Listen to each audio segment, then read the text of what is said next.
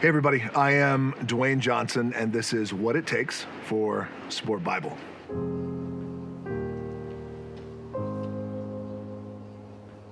So what's happening in that photo? Not only did I play for a college football team, at that time I played for the best college football team in the country, University of Miami, the Hurricanes. We were national champions, and the number one goal was to play in the NFL, the National Football League, pro football, and that did not happen for me.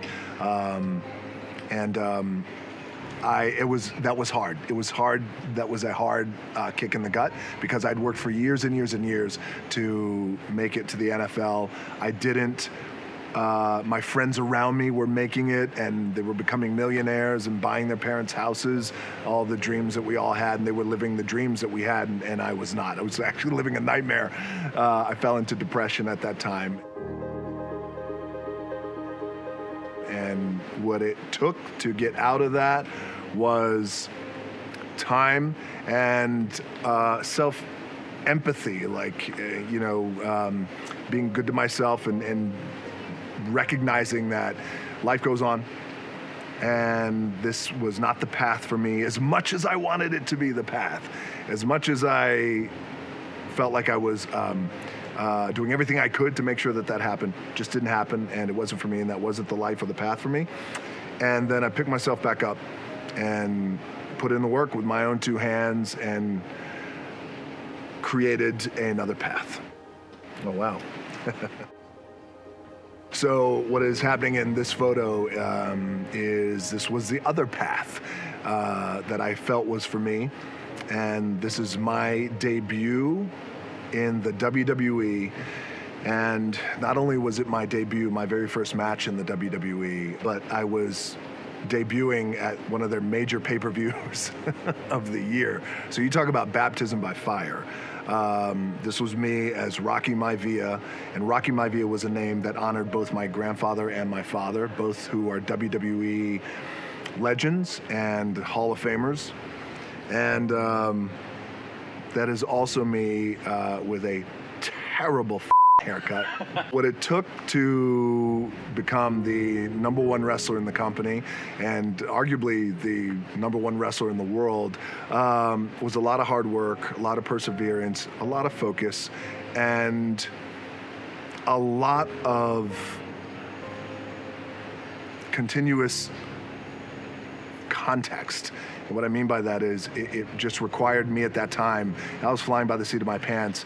I became the number one wrestler in the WWE by the time I was 26 or 27 years old, which was an incredible amount of pressure and responsibility. But what I mean by constant context is I constantly had to check myself and make sure that I was approaching everything at that time knowing that as hard as wrestling is physically, and as demanding as it is physically and emotionally and mentally, it's still fiction. And when I lose,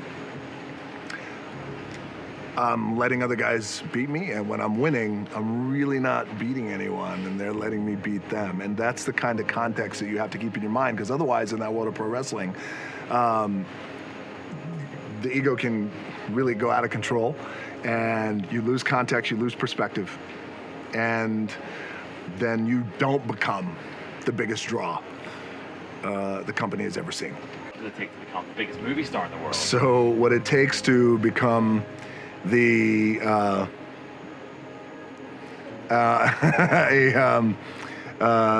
do I want to say this? Let me see. All right, so, well, looking at this picture, what it takes to become we'll just say a bankable actor. You guys could say biggest movie star in the world. It takes, again, hard work, and it takes perseverance, and again, it just takes context, and it takes perspective.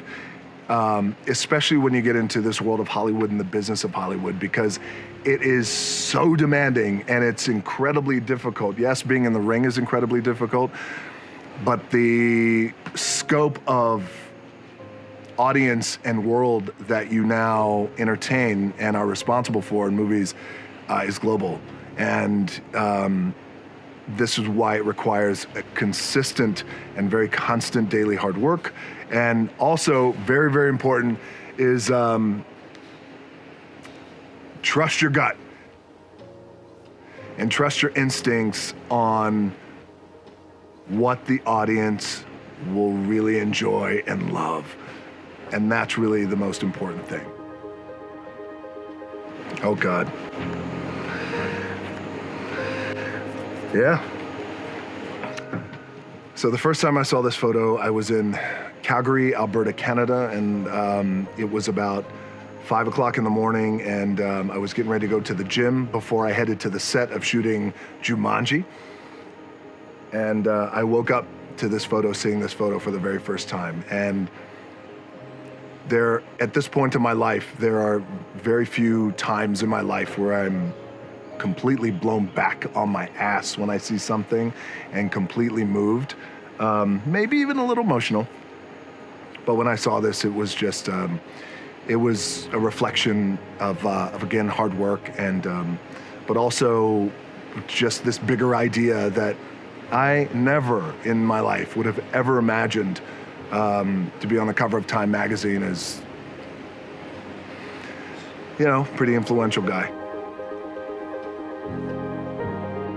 So I would say the most important things that made this whole thing happen, from where I started to this right here, would be two things. It would be hard work and always putting the audience first, and how important that is. I did that in wrestling, even when I was wrestling in front of 50 people in barns and flea markets and used car dealerships. Did that in movies, and certainly now covered Time magazine is crazy, but certainly do that now, is work hard and always, always, always put the audience first, because ultimately at the end of the day, it's the audience that will drive the entire journey, because it's always about them. I'm Dwayne Johnson, and this is what it takes.